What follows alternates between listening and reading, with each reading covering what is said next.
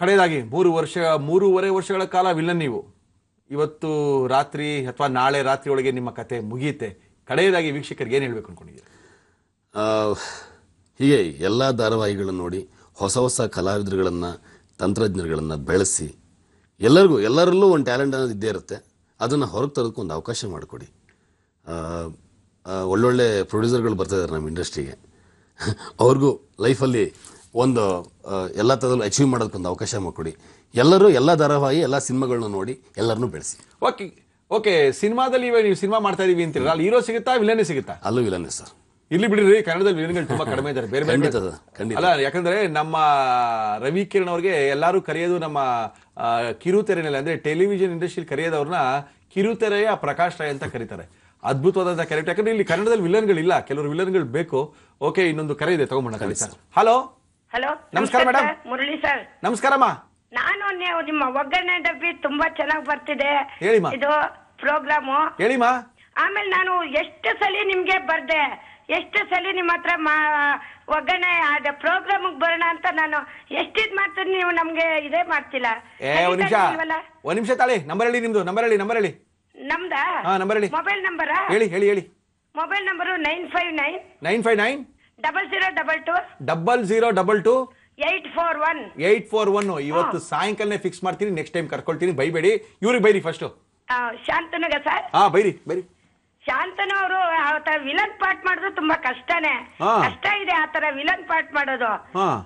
ಆಮೇಲೆ ಅವರು ತುಂಬಾ ಚೆನ್ನಾಗಿ ಆಕ್ಟಿಂಗ್ ಮಾಡಿದ್ದಾರೆ. ರಾಧಿಕದ ತುಂಬಾ ಗೋಳಿಕೊಂತಾರೆ ಪಾಪ. ಓಕೆ, ಇವತ್ತೇನಾಗುತ್ತೆ ಅಂತ ನೋಡ್ಬೇಕು. ನೋಡಿ, ಇವತ್ತು ಚೆನ್ನಾಗಿರುತ್ತೆ ನೋಡಿ. ಅದ್ಭುತವಾಗಿರುತ್ತೆ ಇವತ್ತು. ಹಸ್ಬೆಂಡ್ ಮಾಡ್ತಾರೆ. ಒಂದ್ ನಿಮಿಷ ಕೊಡಿಮ್ಮ. ಹಲೋ ಸರ್, ನಮಸ್ಕಾರ ಸರ್. ನಮಸ್ಕಾರ ಸರ್, ತಮ್ಮ ಹೆಸರು ಗೊತ್ತಾಗಿಲ್ಲ? ಶ್ರೀನಿವಾಸನ್ ಅಂತ, ಮೈಸೂರಿಂದ. ಓಕೆ ಶ್ರೀನಿವಾಸನ್ ಅವರೇ, ನಮಸ್ಕಾರ ಸರ್. ಮತ್ತೇನ್ ಸರ್ ಸಮಾಚಾರ? ನಾವು ಕಂಟಿನ್ಯೂಸ್ ಆಗಿ ನಾನು ಇಲ್ಲಿವರೆಗೂ ರಾಧಾ ಕಲ್ಯಾಣ ಅದೊಂದೇ ಸೀರಿಯಲ್ ನನ್ನ ಲೈಫ್ ಅಲ್ಲಿ ನೋಡಿರೋದು. Thank you sir. ಇದು ಶಾಂತನವರು ಹೇಳಿ ಸರ್. ಇವ್ರ ದೇಸಾಯಿ ಮನೆ ಮೇಲೆ ಅಷ್ಟೊಂದು ಸೀಟ್ ತೀರ್ಸ್ಕೊಳಕ್ ಕಾರಣ ಏನು ಸರ್? ಏನಾಗಿರುತ್ತೆ ಅಂದ್ರೆ, ನನ್ನ ತಾಯಿನ ಅವ್ರ ಮನೆಯಿಂದ ಹೊರಗಾಕ್ಬಿಟ್ಟಿರ್ತಾರೆ. ಕರೆಕ್ಟ್. ದಿಕ್ಕು ದೆಸೆ ಇಲ್ಲದೆ ನನ್ನ ತಾಯಿ ಬೆಳೆದಿರ್ತಾಳೆ. ಒಳ್ಳೆ ಅಭಿಪ್ರಾಯ ಇದೆ ಜನಗಳದು ಎಲ್ಲಾರ್ದುವೆ. ಅವ್ರು ಆತರ ಮೋಸ ಮಾಡೋರಲ್ಲ, ಆತರ ತೊಂದರೆ ಕೊಡೋರಲ್ಲ ಅನ್ನೋದು. ಸರ್, ಇಲ್ಲಿ ಏನಾಗುತ್ತೆ ಅಂದ್ರೆ, ನನ್ನ ತಾಯಿನ ಮನೆಯಿಂದ ಆಚೆ ಹಾಕಿ ನನ್ನ ತಾಯಿ ಎಲ್ಲೋ ನನ್ನನ್ನು ಹೆತ್ತು ಬೆಳೆಸಿರ್ತಾಳೆ. ಸೊ ನನ್ನ ತಾಯಿನ ಮತ್ತೆ ಒಂದ್ ಮಾಡ್ಬೇಕು ಅಂದ್ರೆ ನನಗೆ ಆ ಪಟ್ಟ ಬೇಕು, ಧರ್ಮಾಧಿಕಾರಿ ಪಟ್ಟ. ತಾನೆ ಅವ್ರು ಆಚೆ ಹಾಕಿದ್ದು. ನಿಮ್ ತಾಯಿ ಒಬ್ಬ ಯಾರ ಜೊತೆ ಓಡೋಗಿದ್ದ ತಾನೆ ಸರ್? ಲೈಫಲ್ಲಿ ಅದೆಲ್ಲ ನಡೆಯುತ್ತಲ್ಲ.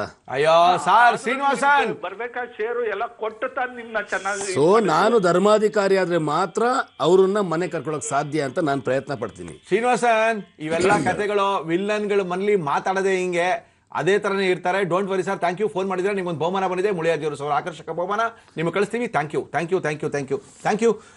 ನಿಮಗೆ ನಮ್ಮ ಜಿ ಕನ್ನಡದ ಅದ್ಭುತವಾದಂಥ ಬಹುಮಾನ ಜೊತೆಗೆ ಒಳ್ಳೆ ನಾನ್ ವೆಜ್ ಮಾಡ್ತಾರೆ ನಿಮ್ಮ ವೈಫ್ ಅಂತ ಹೇಳಿದ್ರಿ, ಅವರಿಗೆ ಒಗ್ಗಂಡಬಿ ಪುಸ್ತಕ ತಗೊಂಡು ಕೊಡಿ.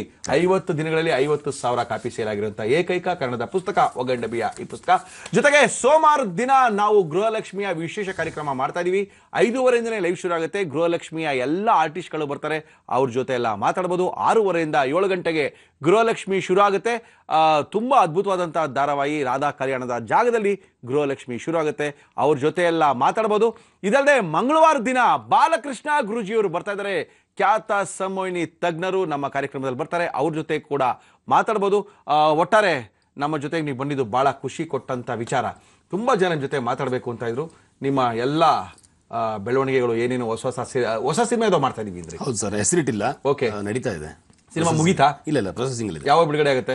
ಮೋಸ್ಟ್ಲಿ 2 months ಆಗ್ಬೋದು. 2 months ಬಿಡುಗಡೆ ಆದ್ಮೇಲೆ ಈಗ ಕರ್ಸ್ಕೊಳ್ತೀವಿ. ಯಾಕಂದ್ರೆ ನಾವು ವಿಲನ್ ಆಗಿ ಬೇರೆ ತರ ವಿಲನ್ ಆಗಿ ಬನ್ನಿ. ಖಂಡಿತ. ತುಂಬಾ ಜನ ನಿಮ್ ಜೊತೆ ಮಾತಾಡ್ಬೇಕು ಅಂತಾನೆ ಕಾಯ್ತಾ ಇರ್ತಾರೆ. ಥ್ಯಾಂಕ್ ಯು ನಮ್ಮ ಕಾರ್ಯಕ್ರಮಕ್ಕೆ ಬಂದಿದ್ದಕ್ಕೆ. ನಮ್ಮ ಇವತ್ತಿನ ಕಾರ್ಯಕ್ರಮನ ಮುಗಿಸ್ತಾ ಇದೀವಿ. ಗೃಹಲಕ್ಷ್ಮಿ 5:30 ನಾನ್ ಬರ್ತಾ ಇದ್ದೀನಿ ಸೋಮವಾರ ದಿನ. 6:30 ತನಕ ನಿಮ್ ಜೊತೆ ಮಾತಾಡ್ತೀನಿ. ಅವ್ರ ಜೊತೆ ಎಲ್ಲ ನೀವು ಮಾತಾಡ್ಬೋದು ಅಂತ ತಿಳಿಸಿ ನಮ್ಮ ಇವತ್ತಿನ ಕಾರ್ಯಕ್ರಮ ಮುಸ್ಸಂಜೆಯ ಮಾತು ಮುಗಿಸ್ತಾ ಇದೀವಿ. ಮತ್ತೆ ಸಿಗೋಣ ಅಲ್ಲಿ ತನಕ.